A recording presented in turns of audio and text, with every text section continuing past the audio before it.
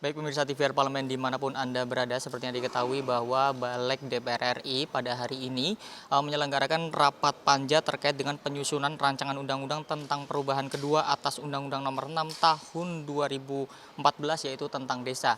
Di mana dalam rapat panja tadi disampaikan bahwa salah satunya yaitu terkait dengan perubahan masa jabatan kepala desa di seluruh Indonesia. Dan bagaimana hasilnya? Nah, untuk mengetahui pemirsa, saat ini saya sudah bersama dengan salah satu anggota Balik DPR RI yaitu Bapak Supriyansa dari fraksi Partai Golkar. Pak, kira-kira bisa diceritakan sendiri nggak Pak? Tadi ada beberapa poin-poin dari hasil dari rapat panja untuk hari ini Pak.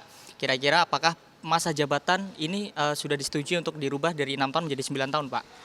Ya, tadi ini yang bersidang di dalam ini adalah anggota panja eh, yang terkait dengan perubahan undang-undang desa ini.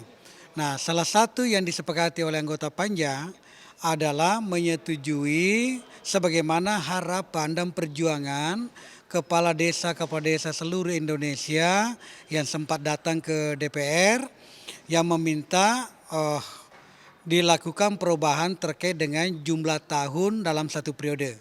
Nah, dari satu periode tadinya 6 tahun diubah menjadi 9 tahun dalam satu periodenya. Nah, anggota panja menyetujui itu, kemudian menyetujui bahwa satu kepala desa bisa menjabat sampai 2 kali. Berarti 9 tahun, 9 tahun. Apakah dia misalnya terpilih pada periode ini, kemudian berikutnya tidak terpilih, maka berikutnya dia bisa mencalonkan diri kembali. Ya kan? Yang pasti 2 periode berturut-turut atau tidak berturut-turut. Nah, dalam satu periode 9 tahun. Jadi jumlah totalnya adalah 18 tahun. Itu kita sudah setujui di anggota panja tadi barusan. Yang kedua yang sementara juga dalam pembahasan adalah bagaimana kepala desa kita berikan tunjangan. Salah satunya adalah dalam bentuk memberikan tunjangan di akhir periodenya. Misalnya dalam periodenya berakhir, maka kita berikan sebuah dalam bentuk penghargaan kepada dirinya, kepada kepala desa itu. Itu dalam sementara pembahasan. Nanti kita lihat berikutnya seperti apa nanti, apakah diberikan dalam sekaligus pada di akhir periodenya atau diberikan dalam bentuk tunjangan setiap bulannya. Nanti kita lihat nanti. Dan ini menurut kami dari Partai Golkar ini sangat menarik buat kawan-kawan kepala desa yang ada di daerah. Yang pasti saya mau sampaikan, insya Allah karena ini tinggal menunggu diketuk nanti persetujuan undang-undang ini, saya menyatakan bahwa selamat kepada kepala desa, apa yang diperjuangkan dan Balik pun kita sudah menyetujuinya.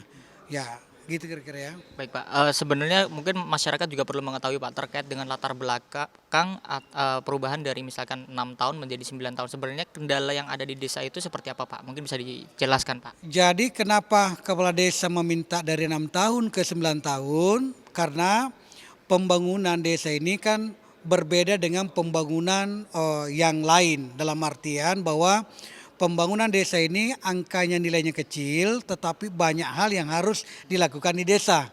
Nah, ini butuh waktu bagi kepala desa untuk mengaplikasikan semua rencana-rencananya. Olehnya itu, dia menganggap bahwa 6 tahun ini adalah waktu yang pendek.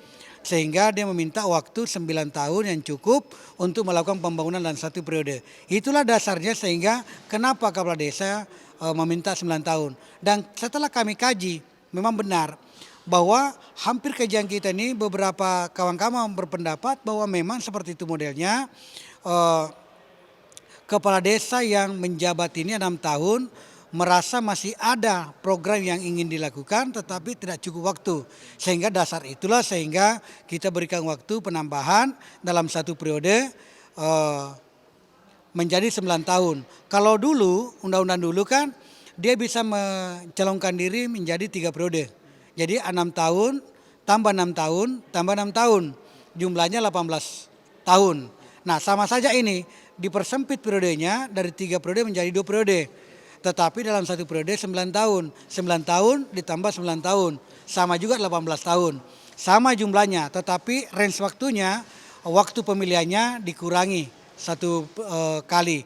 Jadi dia dipersempit menjadi 2 kali saja, dan saya kira ini kesempatan terbaik bagi kepala desa untuk berbuat demi daerahnya masing-masing. Ya. Pak, ini kan juga sebagai wujud perwujudan dari DPR RI ini bahwa mendengar aspirasi dari kepala desa, Pak. Nah, selanjutnya komitmen DPR RI selanjutnya setelah proses dari Panja ini selanjutnya akan seperti apa, Pak? Ya, kita kawal terus ini, apa yang menjadi kesepakatan di Panja, kita kawal terus sampai diketuk palunya di paripurna. Setelah diketuk palunya di paripurna kan sudah selesai.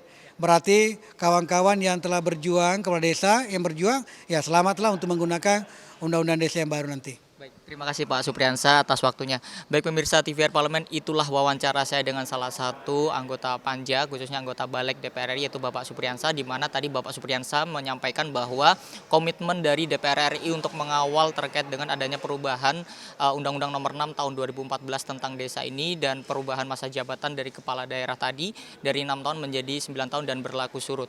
Terima kasih pemirsa atas perhatian Anda. Saya Alfat Rizky melaporkan untuk TVR Parlemen.